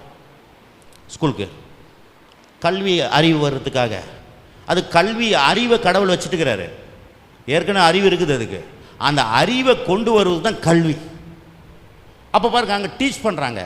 டீச் பண்ண பிறகு அந்த பிள்ளைங்க படித்து ஒரு நல்ல ஒரு லெவலுக்கு வரும். அதே மாதிரி தான் ஆலயத்தில் என்ன பண்ணுறாங்கன்னா, நான் யார், கடவுள் யார், இந்த சமுதாயம் என்ன, இந்த சமுதாயத்தை கடவுள் எப்படி உண்டாக்குனார், நான் சமுதாயத்தில் எப்படி வாழணுன்றதை வந்து சொல்லி கொடுக்குற இடம் தான் ஆலயம். ஆமென். பாருங்கள், இந்த புக்கு இருக்குதுல்ல, இந்த புக்கு நான் நிறைய பேர் வைப்பேன் இந்த புக்குக்கு. இது பரிசுத்த வேதாமம். ஆனால் இதெல்லாம் என்ன, இது நம்முடைய வந்து ப்ளூ பிரிண்ட் இல்லாத இந்த கட்டடத்தை கட்ட முடியாது இல்லையா? இன்ஜினியர் என்ன பண்ணுவார், இத்தனைக்கு 8க்கு 8, 10க்கு 10, 20க்கு 6 எல்லாம் சொல்லுவார். பாத்ரூம் எவ்வளோ சைஸு, கிச்சன் எவ்வளோ சைஸு, ஜன்னல் எவ்வளோ சைஸுன்னு சொல்லிட்டு அந்த ப்ளூ பிரிண்ட்டு அதை வச்சு தான் கட்டடமே கட்டுவாங்க. அதே போல் வாழ்க்கை பாருங்கள், இந்த ப்ளூ பிரிண்ட், இந்த மேப் இல்லாமல் வாழ்க்கை கட்டுறாங்க நிறைய பேர். அதனால தான் வாழ்க்கை சரியில்லாத போகுது. யோசிச்சு பாருங்கள், இன்றைக்கி ப்ளூ பிரிண்ட் இல்லாத இப்போ ப்ளூ பிரிண்ட்டு கொடுத்துட்டாங்க, கொத்தனார்கிட்ட வந்துட்டார், இங்கே 10க்கு 8ன்னு கட்டுறாரு. கொத்தனார் என்ன பண்ணுவார், 10க்கு 5ன்னு கட்டினார் வச்சிங்களேன், அது வேறு மாதிரி போகும். அவங்க இன்ஜினியர் பார்ப்பார், நான் இப்படி சொல்லலையே. அப்படி தான் இன்றைக்கி வாழ்க்கை என்ன ஆகுதுன்னா, இந்த ப்ளூ பிரிண்ட் இல்லாத வாழ்க்கை நடத்துகிறோம். அலங்காரமாக இருக்கிற வாழ்க்கை, அலங்காரமாக இருக்க வேண்டிய வாழ்க்கை அலங்கோலமாக மாறிடுது. காரணம் என்ன, இந்த ப்ளூ பிரிண்ட்டு வரைபடம் இல்லை. இந்த வரைபடத்தை பார்க்க அப்போ சர்ச்சை என்ன பண்ணுறோம், இந்த வரைபடத்தை பிரசங்கம் பண்ணுறோம். ரொம்ப லகுவாக, ஈஸியாக, ரொம்ப அழகாக, நேர்த்தியாக புரிந்து கொள்கிற அளவுக்கு. ஹலோ, நான் இப்போ நிறைய காரியம் சொன்னேன். முதல் என்ன புரிஞ்சுது, கிறிஸ்தவம் என்பது உறவு. கிறிஸ்தவம் என்பது என்ன, மனுஷனுக்கும் தேவனுக்கும் ஏற்படும் உறவுங்க. அப்பா பிள்ளை உறவு, நிறைய உறவுக்குது. பிள்ளைன்னு சொல்லலாம், அப்புறம் வந்து அது வந்து நீதிமான், நிறைய இருக்குது இது. ஆனால் சிம்பிள் என்ன, அப்பா பிள்ளை உறவு. அப்பா பிள்ளைக்கெல்லாம் செய்வாரா? அப்பா பிள்ளைக்கெல்லாம் செய்வாரா, செய்ய மாட்டாரா? சொல்லுங்கள். உங்கள் பிள்ளைங்களுக்கு நீங்கள் செய்வீங்களா, செய்ய மாட்டீங்களா? உங்களுக்கு இருக்குதோ இல்லையோ, உங்கள் பிள்ளைங்களுக்கு நல்லா செய்வீங்களா, செய்ய மாட்டீங்களா? அப்போ அவர் அப்பா உங்களுக்கு செய்வாரா, செய்ய மாட்டாரா? அதை தான் விசுவாசிக்கணும். என் பிள்ளைய நான் கஷ்டப்பட்டாவது நான் எதாவது வாங்கி கொடுக்கணும். நான் வந்து சைக்கிளில் போனாலும் என் பிள்ளை காரில் போகணும். யார் நினைக்கிறது? பொல்லாதவளாகி நீங்களே உங்கள் பிள்ளைகளுக்கு நல்ல ஈவு கொடுக்கும்போது பரமபிதா தராத இருப்பாரா? அப்போ நீங்கள் என்ன பண்ணுவார், நீங்கள் எதுக்கு வந்துக்கிறீங்க, இதெல்லாம் எனக்கு கிடைக்குமா, இதெல்லாம் தருவாரா ஆண்டவர்? நிச்சயமாக தருவார். ஏன்னா அவர் அப்பா, நீங்கள் பிள்ளைக்கு கண்டிப்பாக செய்வார். அது எப்படி செய்வார், அதுக்கு தான் இந்த ஒரு மெத்தட் வச்சுக்கிறாரு. எப்படி ஜெபத்தில் எப்படி ஜெபம் பண்ணணும், எப்படி விசுவாசிக்கணும், எப்படி அதை வாக்குத்தத்தத்தை எடுத்து சொல்லி வாங்கி கொள்ளணும், அதுக்கு தான் ஆலயத்துக்கு வந்து வர வைக்கிறார். அப்போ பாருங்கள், ஒரு காரியம் என்ன, கிறிஸ்தவம் என்பது உறவு. கணவன், அந்த எப்படி மனைவி கணவன் உறவு முறையோ தேவனுடைய உறவு. இந்த உறவை பெற்ற மனுஷன் தொடர்ந்து கடவுளோட கூட ஐக்கியமாக இருக்கணும். இப்போ வந்து பிள்ளை பிறந்துடுச்சு வீட்டில், பிள்ளை பிறந்துட்டுனா அப்படி விட்டுருவோமா? பிள்ளை என்ன பண்ணுவோம், நல்லா வளர்ப்போம். பிள்ளைய நல்ல சாப்பாடு கொடுத்து, அதை கொடுத்து, இதை கொடுத்து, நல்ல துணிமணியை கொடுத்து, நல்ல ட்ரெஸ்ஸை கொடுத்து, படிப்பை கொடுத்து அந்த பிள்ளைய வளர்க்குறோம். அதே போல் தான் ஆண்டவர் என்ன பண்ணுறாரு, ரட்சிக்கப்பட்டு கடவுள் சபையில் வந்து சேர்த்த பிறகு அவங்களுக்கு கடவுளுடைய சத்தியத்தை சொல்லி அவங்கள ஒவ்வொரு நாளும், ஒவ்வொரு வருஷமும் அல்லது ஒவ்வொரு மாதமும் அவங்களுடைய வாழ்க்கை வளர்கிறதுக்காக தான் இந்த பிரசங்கம் பண்ண வைக்கிறார் கர்த்தர். அதுதான் சத்தியத்தை அறிவியல் சத்தியம் உங்களை விடுதலையாக்கும். சொல்லுங்கள், விடுதலையாக்கும். அப்போது இன்றைக்கி நீங்கள் வந்து சில நேரத்தில் கண்ணீரோடு இருக்கலாம், நீங்கள் சில நேரத்தில் கண்ணீர் இருக்கலாம், காவலாக இருக்கலாம். முதல் உங்களுக்கு தேவையானது என்ன தெரியுங்களா, தேவன் உறவு. ஆண்டவர் விசுவாசிக்காதுக்கிறீங்களா? இன்றைக்கி முதல் உங்களுக்கு முக்கியமானது என்ன, கடவுளுடைய உறவு. அந்த உறவை என்ன எப்படி தருவார், ஆண்டவர் கூப்பிட்டா அவர் வருவார், அவர் ரத்தத்தில் கழுவார், உங்களை தேவ உறவு கொடுத்துவார். இன்னொன்று, இந்த ஆண்டவரை ஏன் நான் விசுவாசிக்கணும், ஏன் ஏற்றுக்கணும், இது இந்த பூமிக்குரிய வாழ்க்கைக்கு மாத்திரம் தானா? இல்லை, இந்த பூமி ஒரு நாள் முடிய போகுது, இது எண்டு ஆக போகுது. இயேசு மறுபடியும் வரப்போகிறாரு. அந்த மறுபடியும் வருகைக்கு முன்னால் ஒரு ரகசிய வருகைக்குது. அந்த ரகசிய வருகையில் நாமெல்லாம் ரட்சிக்கப்பட்டவங்களாம் போயிடுவோம் மேலே. அதுக்கப்புறம் இந்த பூமியில் வந்து 7 வருஷம் உபத்திர வருஷம் ஒன்று, மகா உபத்திர வருஷம்னு ஒன்று இருக்குது. இதெல்லாம் வேதத்தில் இருக்குது. இதில் வந்து நம்ம தப்பிச்சிக்கணுன்றதுக்கு தான் இன்றைக்கி போய் உலகம் முழுதும் போய் இந்த சுவிசேஷத்தை சொல்கிறாங்க. நிறைய பேருக்கு தெரியல. அவங்க என்ன மதத்தை பரப்புகிறாங்கய்யா, வேறு வேலை இல்லையா அவங்களுக்கு? இல்லை, யோசிச்சு பாருங்க. ஒரு மனுஷனுடைய பிரச்சனையை தீர்த்து வைக்க முடியுதா ஒரு மதம்? ஒரு மனுஷனை பிரச்சனை தீர்த்து வைக்குமா? ஆனால் கடவுள் தீர்த்து வைப்பான். மதம் தீர்த்து வைக்காது. ஆனால் கடவுள் மனுஷனுடைய பிரச்சனை தீர்த்து. ஏன்னா கடவுள் தான் மனுஷனை உண்டாக்குனார், மதம் உண்டாக்கலை மனுஷனை. ஹலோ, இருக்கீங்களா? இருந்தால் ஒரு ஆமென் சொல்லுங்களேன். தெளிவு வரணும். சத்தியத்தை அறிவீர்கள், சத்தியம் உங்களை விடுதலையாக்கும். ஒரு மதம் மனுஷனை உண்டாக்கலைங்க, கடவுள் தான் மனுஷனை உண்டாக்குனார். அப்போ கடவுள் தான் மனுஷனுக்கு எல்லாம் செய்ய முடியும். மதம் உண்டாக்குச்சுன்னா மதம் உங்களுக்கு செஞ்சிடும் எல்லாத்தையும். மதம் என்ன பண்ணுதுன்னா செய்யாது, உங்ககிட்ட எல்லாத்தையும் கேட்கும். இதை பண்ணு, அதை பண்ணு, இதை செய், இதை பண்ணால் அது நடந்துருமா, இதை பண்ணால் அது நடந்துருமா? ஆனால் எதுவும் நடக்காது. ஏன்னா மதத்தில் பதில் கிடையாது, கடவுள்கிட்ட தான் பதில். பதில் எங்கே? கடவுள்கிட்ட தான் பதில், மதத்துக்கிட்ட பதில் கிடையாது. அதனால தான் மதத்தில் நானும் ஆண்டவர் அறியாத போது வேறு இடத்துல இருந்தேன். அப்போ நான் என்ன சொல்ல வரேன்னா, ஐயா, மதம் மனுஷனை மாற்றாது. மதம் மனுஷனை நாசமாய் அவனுக்கு ஒன்றுமே செய்ய முடியாது. ஆனால் கர்த்தர் என்ன பண்ணுவார்? தேவன் மனுஷனுக்கு எல்லாம் செய்வார். ஏன்னா தேவன் தான் எல்லாத்தையும் உண்டாக்குனார், தேவன் தான் உலகத்தை உண்டாக்குனார், தேவன் தான் மனுஷனை உண்டாக்குனார். அதனால தான் தேவன் சொல்கிறாரு, கர்த்தர் சொல்கிறாரு, என்னிடத்தில் வருவனை நான் புறம்பே தள்ளுவதில்லை. என்னிடத்தில் வருவனை நான் என்ன பண்ணுறதில்லை? புறம்பே தள்ளுவதில்லை. என்னிடத்தில் வருவனை நான் புறம்பே தள்ளுவதில்லை. ஆனால் மதம் என்ன பண்ணுதுன்னா ஆளை பார்க்குது. யார் நீ? ஆனால் கர்த்தர் என்ன பண்ணார்? வருத்தப்பட்டு பாரம் சுமக்கிறவர்கள நீங்கள் எல்லாரும் என்னத்தில் வாருங்கள், நான் உங்களுக்கு என்ன பண்ணுறேன்? இளைப்பாறுதலை தருவேன். இளைப்பாறுதல் என்ன தெரியுங்களா? ரெஸ்ட்டு நான் பாருங்கள். இன்றைக்கி நான் ஊழியக்காரர்களோடு சொல்கிறேன், ஊழியம் எப்படி செய்கிறாங்க தெரியுமா? ஊழியம் அவங்க ஊழியத்தை தலை மேலே போட்டு வச்சுக்கிறாங்க. ஐயா, நான் தான் எங்கள் விசுவாசியை காப்பாற்றணும், நான் தான் எங்கள் விசுவாசிக்கு இது, ஐயோ சபையே என் தலை மேலே தான் இருக்குது. நான் சொல்கிறேன், சர்ச்சு என் தலை மேலே இருக்குது. அவர் இளைப்பாறுதல் தரேன்னு சொல்லி இளைப்பாறுதலோடு அவனுக்கு ஊழியம் பண்ணணும். நீ எதுக்கு கடந்து ஆடுற? அவரே நம்ம தான் உலகத்தையும் உண்டாக்குன மாதிரி. ஹலோ, சில பேர் பாருங்கள், குடும்பத்தை தலையில் போட்டுப்பாங்க. குடும்பம் அதை பண்ணோம், இதை பண்ணோம். மார்த்தால் ஒருத்தி இருக்கிறா, வேதத்தில் மார்த்தால் ஒருத்தி இருக்கிறா. இயேசு உள்ளே உட்காந்துக்கிறார், வீட்டுக்குள்ளே பிரசங்கம் பண்ணுகிறார் இயேசு. அந்த அம்மா மரியாள் ஒரு அம்மா இருக்கிறாங்க, அழகாக இயேசுடைய வசனத்தை பிரசங்கம் கேட்டுனுக்கிறாங்க. மார்த்தாள் அங்கேருந்து போகிறா, என்ன சமையல் பண்ண போகிறா, தண்ணி பிடிக்க போகிறா, அதை பண்ணுறா, வீட்டை குப்பைருக்க அதை போடுறா. ரொம்ப டயர்டாயிட்டு நேராக வந்த பிரசங்கம் பண்ணுறவர் இயேசுவே கேட்குறா, ஏசு சாமி, என்ன சாமி சும்மா அப்படியே நீங்கள் பாட்டு பிரசங்கம் பண்ணுகிறேன், அவன் பாட்டு உட்காந்து கேட்டுனுக்கிறா, என் பிரச்சனைலாம் உங்களுக்கு தெரியாதா? என்னம்மா அவன் பிரச்சனை? எல்லா வேலையும் நான் போட்டு தலை மேலே போட்டு ஆடினுக்கிறேன். ஏசு என்ன தெரியுமா சொன்னார்? எத்தனை பேர் கேட்குறீங்க? ஏசு என்ன தெரியுமா சொன்னார்? மரியாளே, ரொம்ப டூ மச்சாக நீ உட்காந்து கேட்டுனுக்கிறேன். உங்கள் தங்கச்சி எவ்வளோ கஷ்டப்படுறா, கொஞ்சம் போய் தண்ணி பிடிச்சி கொடுக்கூடாதா? கொஞ்சம் போய் பெருக்கி விடக்கூடாதா? கொஞ்சம் போய் துணி துவைக்கக்கூடாதா? கொஞ்சம் போய் சமையல் பண்ணக்கூடாதான்னு சொல்லலை. அவர் சொல்கிறாரு, இயேசு, மார்த்தாளே, நீ பல வேலையை வச்சு தலையில் போட்டுனுக்கிற. ஆனால் அவனுக்கு தேவையானது ஒன்றே. அது என்ன? மரியாதை அவன் நல்ல பங்கை தெரிஞ்சு கொண்டா அப்படின்னு தேவையான ஒன்று. இந்த பிரசங்கத்தை கேட்டால் உன் வாழ்க்கை மாறிடும்ட்டார். இவன் பிரசங்கத்தை கேட்கல, தண்ணி பிடிக்க போகிறா, பெருக்கிறா, ஒற்றை அடிக்கிறா. அது ஆனால் இவ்வளோ பெரிய பிரசங்க கேட்டுனுக்கிறான். ஆனால் எங்கேயோ பாதி ஊரை சுற்றினுக்கிறான். ஆனால் பிரச்சனை போகுமா? அந்த மாதிரி தான் நிறைய பேர் என்ன பண்ணால் குடும்ப வாழ்க்கையை அப்படி அவங்க தலை மேலே தான் குடும்பம் இருக்குது. பாஸ்டருங்களும் அவங்க தலை மேலே தான் சர்ச்சை இருக்கிற மாதிரி ஆணுவாங்க. ஏசு சொல்கிறாரு, இளைப்பாறுதலோடு இருக்கு. சரி, பக்கத்தில் பார்த்து சொல்லுங்களேன். ஏசு சொன்னார், பக்கத்தில் பார்த்து சொல்லுங்கள். ஏசு சொன்னார், இளைப்பாறுதலோடு இருங்க. உங்களை நீங்களே உண்டாக்கினீங்க. சொல்லுங்கள், உங்களை உண்டாக்குனவருக்கு அவர் பார்த்துக்க மாட்டாரா? அதான் பாருங்கள், உள்ள சொல்லுவாங்க, மரத்தை வச்சுவன் தண்ணி ஊற்றுவான்னு சொல்லுது. நம்ம பாருங்கள், சில நேரத்தில் பாருங்கள், அப்படியே குடும்பத்தை நம்ம தான் பார்த்து டயர்டாகிடுவோம். கர்த்தர் சொல்கிறாரு, பக்கத்தில் இளைப்பாறுதலோடு இரு. இன்றைக்கி தான் செய்தி, இளைப்பாறுதலோடு வாழு.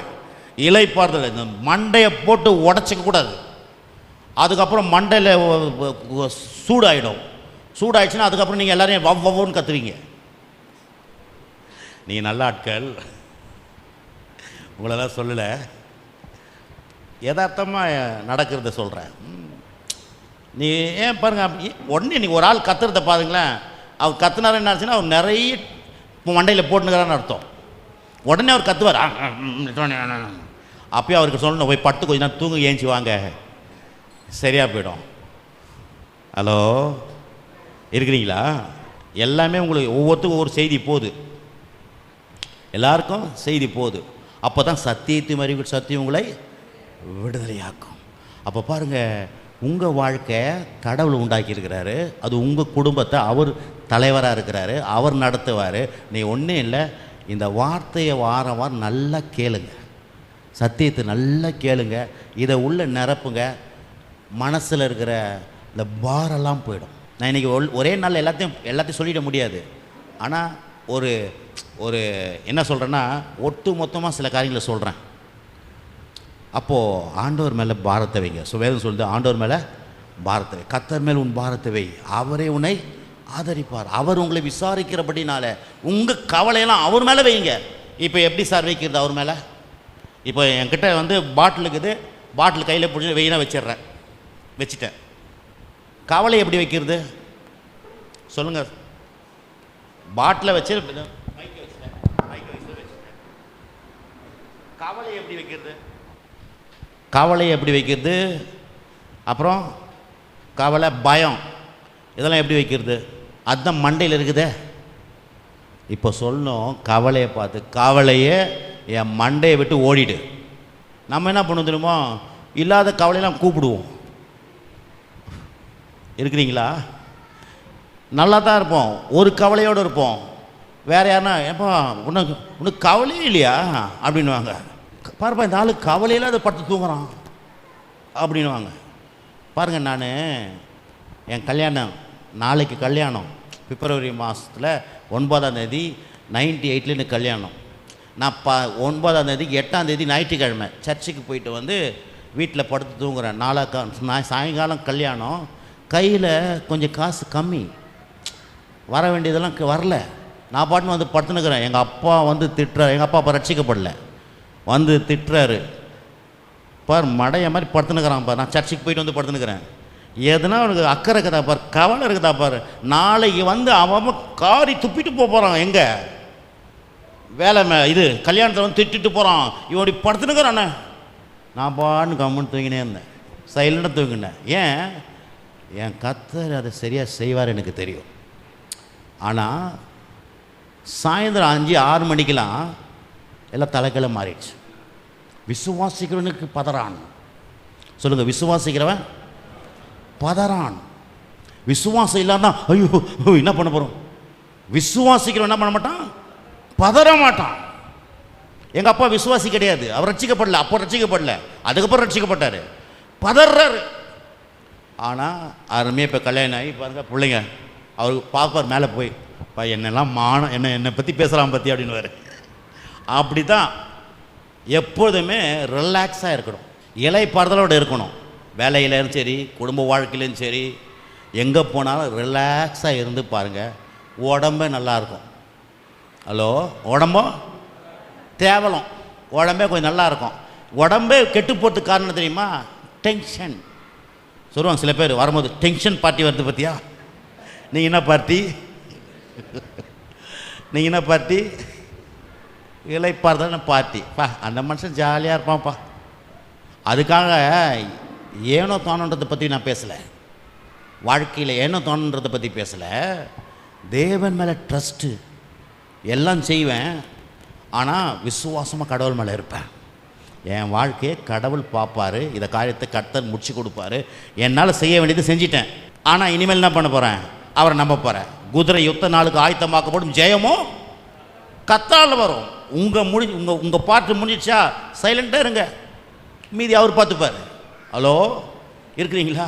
நீங்களே எல்லாம் நீங்கள் செஞ்சிட்டீங்களா?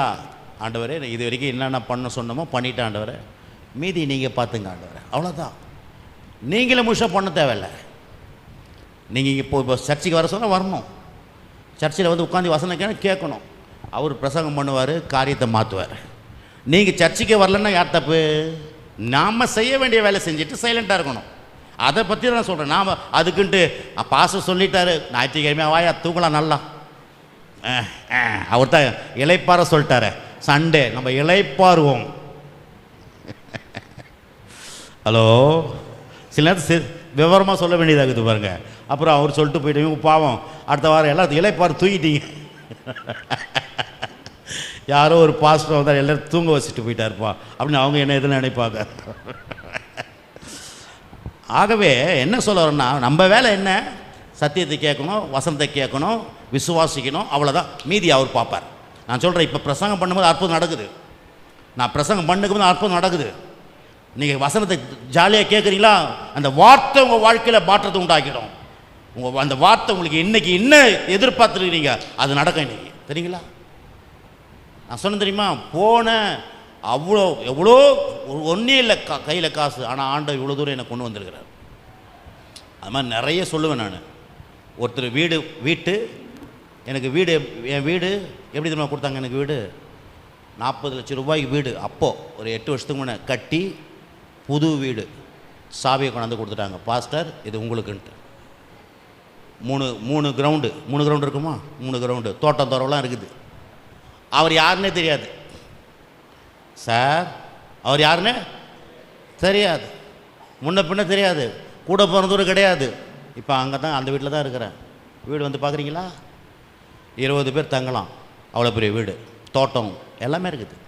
காம்பவுண்ட் வால்லாம் ஃபுல்லாக 8-9 அடி காம்பவுண்ட் வால். ஏன் சொல்ல வரேன்னா, தேவனை கத்தரை நம்பி கடவுளுடைய வார்த்தையை நீங்கள் கேட்க ஆரம்பிச்சிங்கன்னா நீங்கள் சீமான போல் கடவுள் உங்களை ஆக்குவார். ஆமாம், இந்த இஎம்ஐ கட்டிக்கின்னு அதை கட்டிக்கின்னு இதை கட்டிக்கின்னு இன்னைக்கு கட்டின்னு இருக்கலாம், ஆனால் எல்லாத்தையும் மாற்றிடுவார். ஒரு நாள் வரும் கடன் இல்லாத இருப்பீங்க. நீங்களாம் ஒரு நாள் கடன் இல்லாத இருப்பீங்க. நீங்கள் கடனேன்ற உங்கள் ஏட்டில் இருக்காது. நீங்கள் கடன் இல்லாத மனுஷன் லிஸ்ட்டில் நீங்கள் இருப்பீங்க. ஹலோ, இருக்குங்களா இல்லையா? வேணுமா? அந்த மாதிரி வேணுமா? கடன் இல்லாத லிஸ்ட்டில் நான் இருப்பேன். கர்த்தர் அப்படி செய்வார். பாருங்க, எத்தனை பேருக்கு இது வரைக்கும் புரிஞ்சிருக்குது? உறவு ஈஸிங்க. பாருங்கள், கடவுளுடைய உறவு ரொம்ப ஈஸி. ஆண்டவர் ஆசீர்வதிக்கு ரொம்ப ஈஸி. நம்ம பாருங்கள், நம்ம தான் என்ன பண்ணுறோம், ரொம்ப படாத பாடுபடுறோம். ஆனால் கர்த்தரை விசுவாசம். இப்போ பாருங்கள், பிரசங்கியார் எப்படி இருக்கிறார் பற்றியா? தாடி விட்டுக்கினா இருக்கிறாரு. பிரசங்கியார் நல்ல பிள்ளை, குடும்பம், நல்ல வாழ்க்கை, நல்லா ஜாலியாக ஆசீர்வாதமாக வச்சுருக்கிறார். உங்களையும் அப்படி தான் வைப்பார். நீங்களும் நல்லா இருக்கும். கடவுள் என்ன பாருங்கள், நீங்கள் நிறைய பேர் பாருங்கள், ஆண்டவருக்குள்ளே வந்து ஆவிக்குரிய மனுஷன் ஆகிட்டா எல்லாத்தையும் வெறுத்துடணும். யார் சொன்னது? செருப்பு போடக்கூடாது, ஷூ போடக்கூடாது, அது போடக்கூடாது, நல்ல சென்ட் அடிக்கக்கூடாது, அது கிடையாது. தரித்திரம் கூட ஆவிக்குரிய கிடையாது. நல்லா வாழ்ந்து காமிப்பது தான் ஆவிக்குரிய ஆள். ஆமேன். நல்லா வாழ்ந்து காமிக்கணும், சுகத்தில் நல்லா இருக்கணும், தீர்க்காயுசோடு வாழணும், செழிப்பாக வாழணும். அவன் தான் ஆவிக்குரியவன். ஆமேன். சும்மா செருப்பு இல்லாத, தலையில் துணி இல்லாத, அப்படியே ஒன்றும் இல்லாத, ட்ரெஸ் இல்லாத, அப்படியே ஐயா, அதெல்லாம் கிறிஸ்தவ வாழ்க்கையே கிடையாது. கிறிஸ்துவை அவமதிக்கிற வாழ்க்கை அதெல்லாம். இருக்கிறீங்களா? ஏன்னா நிறைய பேர் அப்படி தான். ஐயோ, ரொம்ப சில பேர் சொல்லுவாங்க, கடவுளுக்குள்ளே ரொம்ப போனால் நம்மளை புடமிடுவாரோ எப்படியே சொல்லி கொடுத்துருவாங்க அவர்கிட்ட. ஆமாம், உடனே இது வேறு இதெல்லாம் ஒன்று நடந்துடும். அந்த நேரத்தில் தான் நம்ம ரொம்ப டீப்பாக கடவுளை தேடினாலே பிரச்சனை தான் சார். மண்டையில் அடிக்கலாமான்னுக்குது சில பேர் சொல்கிறது. இப்போ நான் சொல்கிறேன், கர்த்தரை தேடுவருக்கோ ஒரு நன்மையும் குறைப்படாது. கர்த்தரை தேடுகிற ஒருவருக்கும் ஒரு நன்மை. இது இல்லைன்னு சொல்ல முடியாது.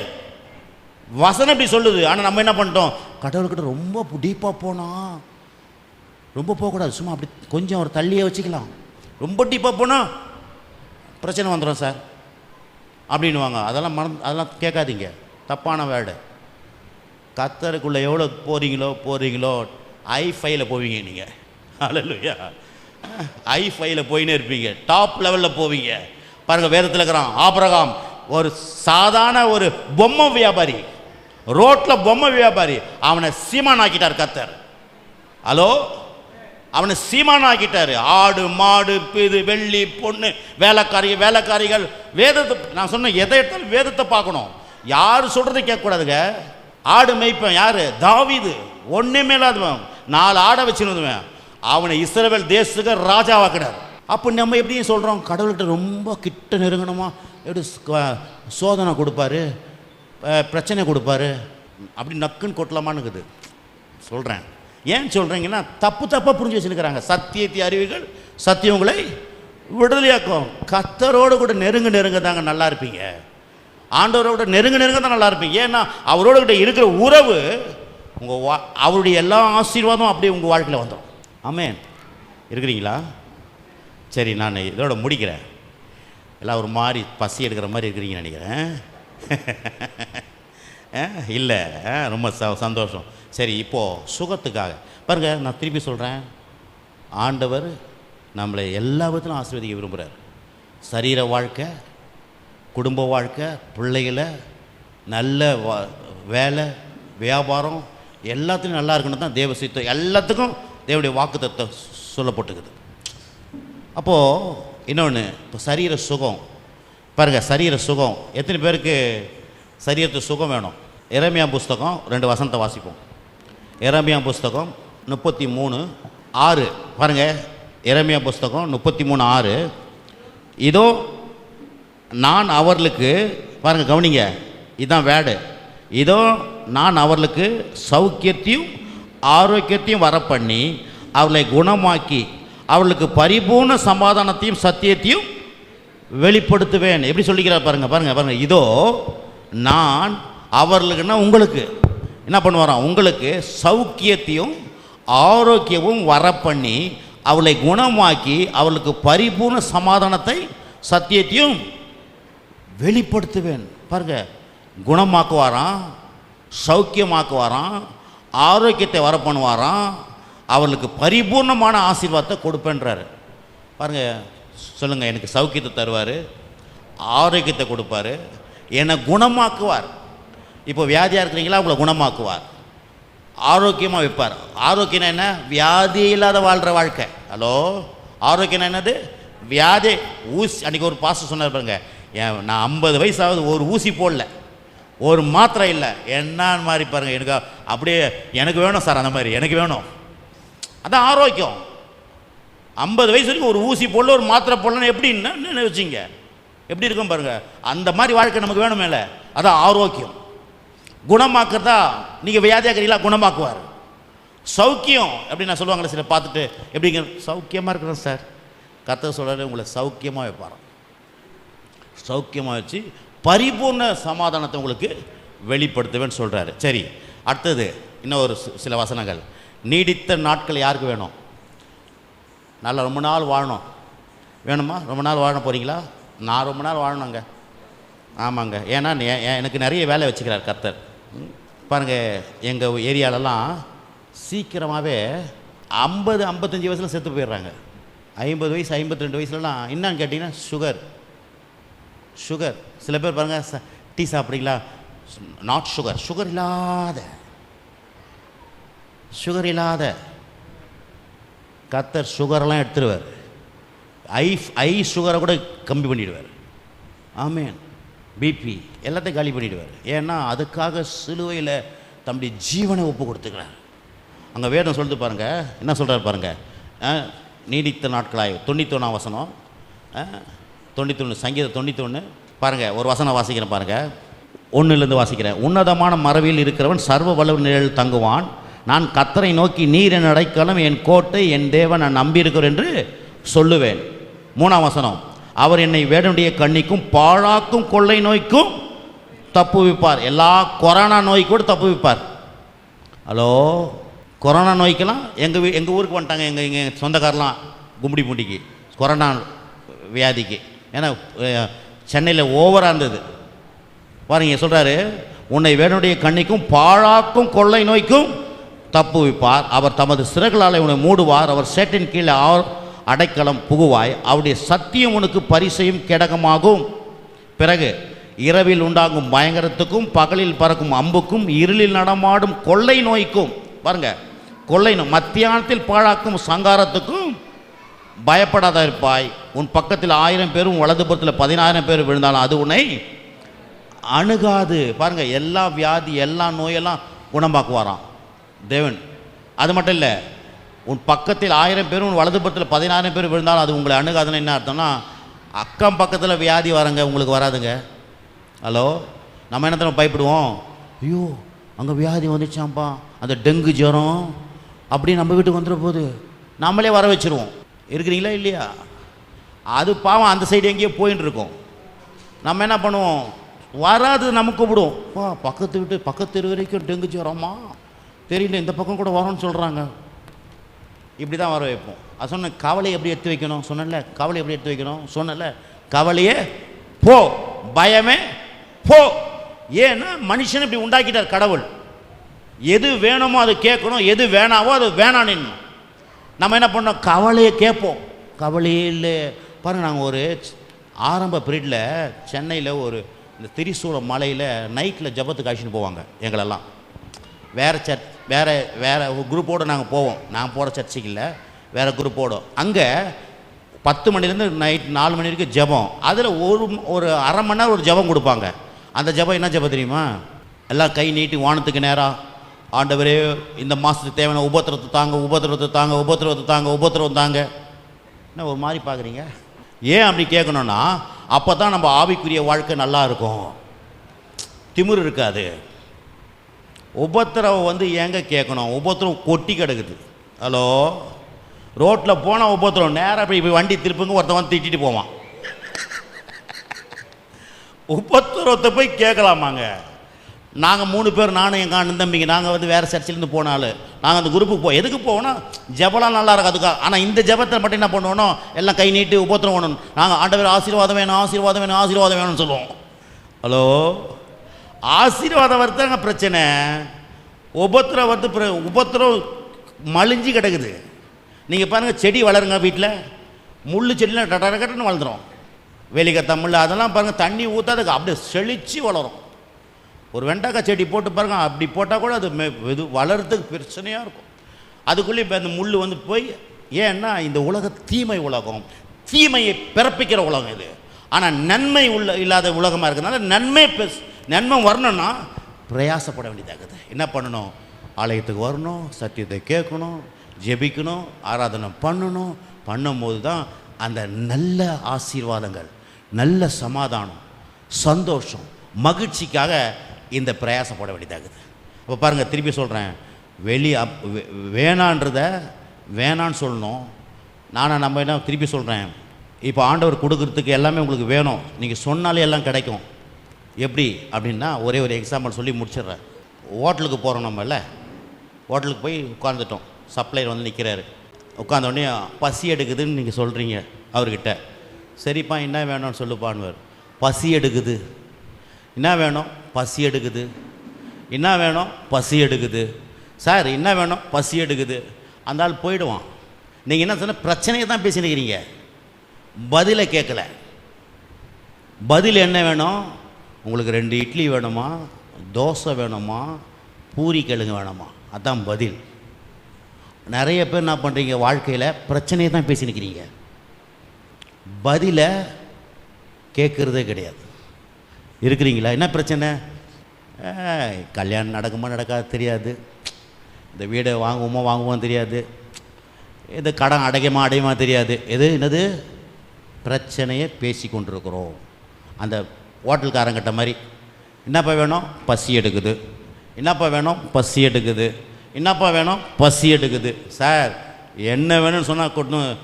என்ன வேணும்னு சாப்பிட்றதுக்கு என்ன வேணும் சார்? அதான் பசி எடுக்குது. போயிடுவான். திருப்பி சொல்லணும், என்ன வேணும்னு சொன்னால் வந்துடும். அதே மாதிரி தான் வாழ்க்கையில் பிரச்சனையை பேசுறதுக்காக கடவுள் நம்மளை படைக்கலை, பதிலை பேசுறதுக்காக. உங்களுக்கு என்ன வேணுன்றத நீங்கள் கூப்பிட்டா வரோம் உங்களுக்கு. பாருங்கள், அம்மாமாருங்க நாய் எங்கேயே இருக்கும், பார்க்கவும் மாட்டாங்க, ஜுஜுன்னா வருது. வருதா வரலையா? பார்க்காதிய ஜூ சாப்பாடு வச்சு அப்படியே வாழாட்டி எங்கேயும் ஓடியாரோம். நாயை வர வைக்க தெரியுது, ஆசீர்வாதத்தை வர வைக்க தெரிய மாட்டேது நமக்கு. சுகத்தை வர வைக்க தெரியல, சமாதானத்தை வர வைக்கிறது. சமாதானம் எங்கே? கத்தர்கிட்ட இருக்குது. சமாதானம் வசனத்தில் இருக்குது. சமாதானமே என்ன வா, என் வாழ்க்கையில் வா, சமாதானமே வா. சமாதானம் இல்லை சார், சமாதானம் இல்லை சார். அதான் பிரச்சனையை பேசியிருக்கிறது. பசி எடுக்குது சார், பசி எடுக்குது சார். எங்கள் வீட்டில் ஒரே பிரச்சனை, சமாதானமே இல்லை. சமாதானத்தை கூப்பிடுங்க. சொல்லுங்க, சமாதானத்தை கூப்பிடுங்க, சந்தோஷத்தை கூப்பிடுங்க, ஆசீர்வாதத்தை கூப்பிடுங்க, உங்களுடைய சுகத்தை கூப்பிடுங்க. ஏன்னா கடவுள் அப்படி தான் படைச்சிட்டார். ஹலோ, ஆமென். பிரச்சனையை பேசக்கூடாது. பிரச்சனை இருக்குது, யாருக்கு தான் தெரியலாம் தெரியும். உங்கள் பிரச்சனை நீங்கள் அதே பேசினா தான் இருக்கும். ஆனால் பதிலை சொல்லுங்கள், அது உங்களுக்கு கிடைக்கும். ஆமென். நான் ஜெபம் பண்ணுறேன். எழுந்திரிச்சு ஜெபம் பண்ணலாமா? எழுந்துட்டு ஜெபம் பண்ணலாமா? ஷகா ராபாக்கா ரீகாலாமா ஷகா ராபாக்கா லியாக்கா ராமாக்கா ரிதுரி பீகாலாமா ஷிகா ராபாக்கா ரீகாலாபாக்கா. பரிசுத்த ஆவியானவரே உமக்கு நன்றி. பிரசன்னத்துக்காக நன்றி ஆண்டவரே. ரீகாலாமா ஷதாரானாமாக்கா. Oh thank you Jesus, thank you holy spirit. ஓ நன்றி ஆண்டவரே, நன்றி. இப்படி பிரசன்னத்துக்காக நன்றி, இப்படி வல்லமைக்காக நன்றி. ஓ ஹல்லேலூயா, ஹல்லேலூயா, ஹல்லேலூயா. ஸ்தோத்திரம். அப்படியே தம்பி ஒரே ஒரு சரணம் மட்டும் பாடுவார். அதை பாடினோடனே ஜெபம் பண்ணலாம். ரொம்ப அற்புதமான, உங்களுக்கு நிறைய காரியம் நடக்க போகுது. இன்னைக்கு பெரிய அற்புதம் நடக்க போகுது. ஆவியான சொல்லி இருக்கிறாரு. ஒரே ஒரு பாட்டு, அற்புதம் அதிசயம். அந்த ஒரு பாட்டு மட்டும். அற்புதம் அதிசயம் இந்த நாளில் நடக்க போகுது. அற்புதம் அதிசயம் இந்த நாளில் நடக்க போகுது. கவலைப்படாத, கவலைப்படாத, கவலைப்படாத, கவலைப்படாத. அற்புதங்கள் குவிய போகுது, அற்புதங்கள் குவிய போகுது. சூப்பர் நேச்சுரல் ஆண்டு இது, சூப்பர் நேச்சுரல் ஆண்டு, சூப்பர் நேச்சுரல் ஆண்டு இது, சூப்பர் நேச்சுரல் ஆண்டு. அற்புதம் அதிசயம் இந்த ஆண்டில் நடக்க போகுது. அற்புதம் அதிசயம் இந்த நாளில் நடக்க போகுது. கவலைப்படாத, கவலைப்படாத, கவலைப்படாத, கவலைப்படாத. அற்புதங்கள் குவிய போகுது, அற்புதங்கள் குவிய போகுது. சூப்பர் நேச்சுரல் ஆண்டு இது, சூப்பர் நேச்சுரல் ஆண்டு, சூப்பர் நேச்சுரல் ஆண்டு இது, சூப்பர் நேச்சுரல் ஆண்டு. தேவராஜ்யம் வெற்றியில் இல்ல, தேவராஜ்யம் பலத்தில் உள்ளதே. தேவராஜ்யம் பேச்சில் இல்ல, தேவராஜ்யம் பலத்தில் உள்ளதே.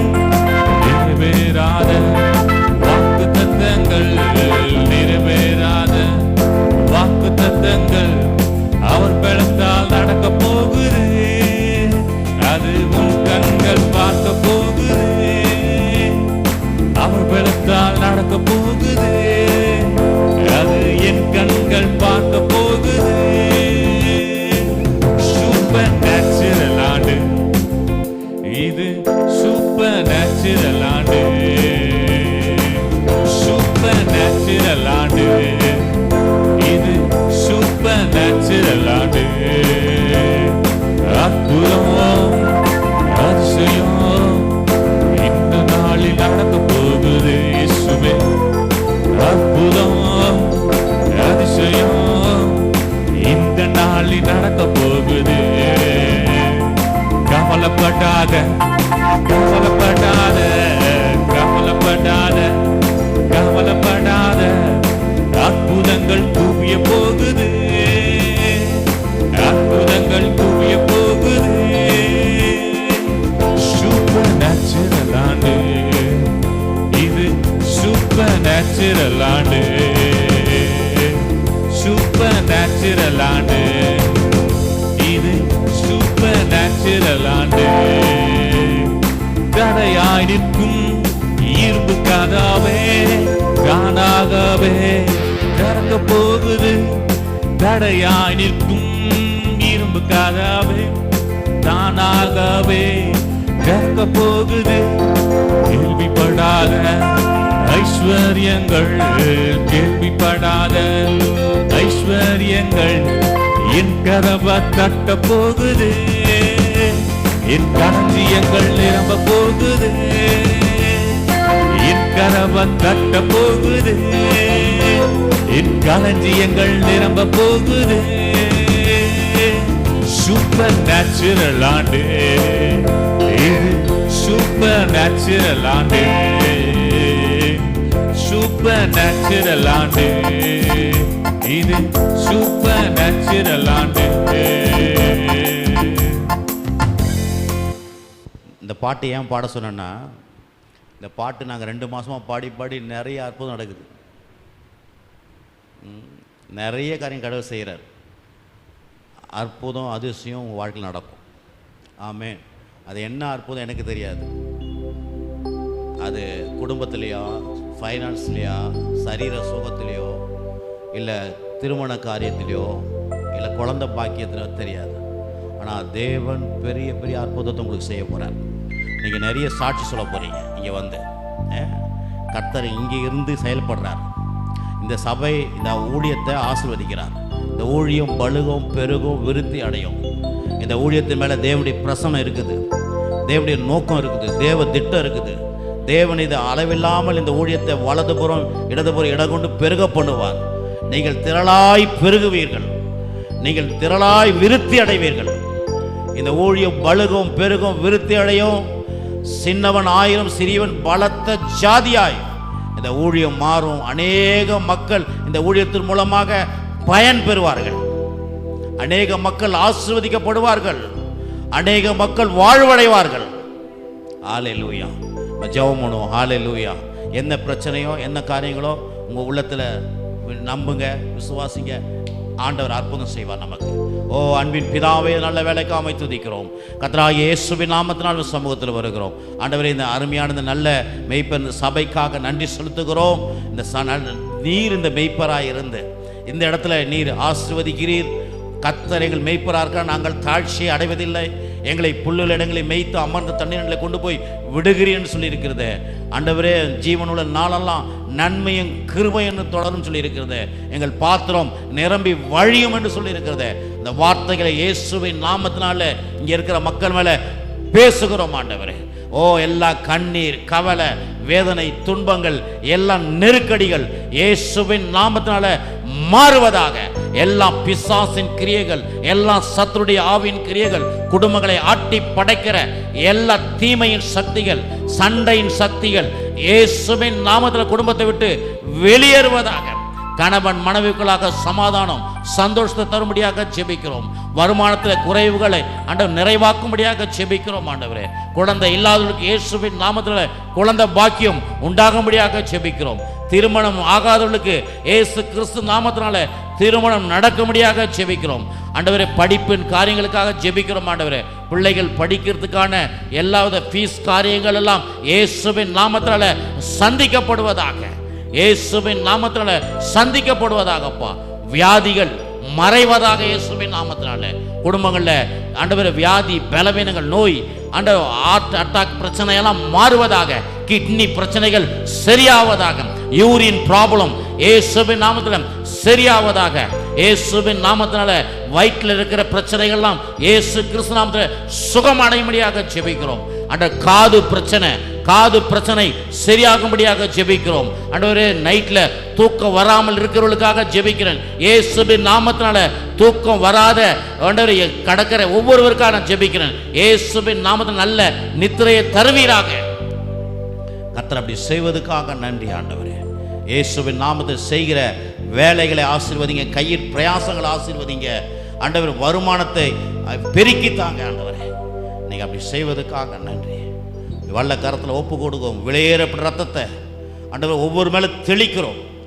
ரத்த கோட்டைக்குள்ளாக மூடுங்க. எல்லா தீமைக்கு விலைக்கு பாதுகாத்து கொடுங்க.